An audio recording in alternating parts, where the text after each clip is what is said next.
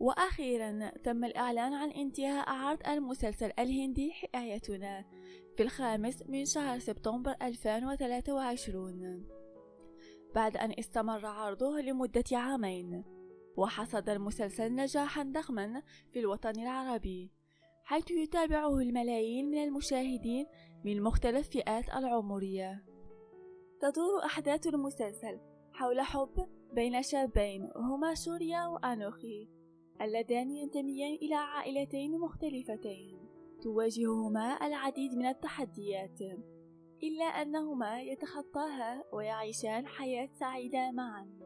وأعرب العديد من المشاهدين عن حزنهم على انتهاء المسلسل وطالبوا بعرضه مرة أخرى، وعبروا عن إعجابهم بأداء الممثلين وخصوصا النجمة إيفا التي تجسد شخصية أنوخي.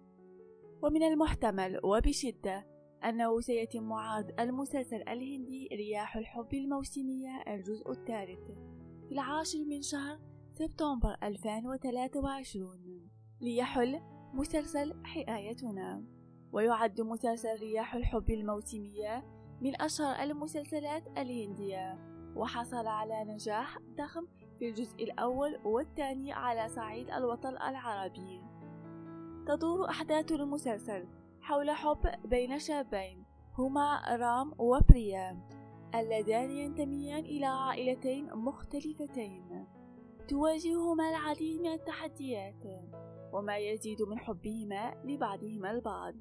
وينتظر أن يحصل مسلسل رياح الحب الموسمية الجزء الثالث على نفس النجاح الذي حصل عليه في الجزء الأول والثاني.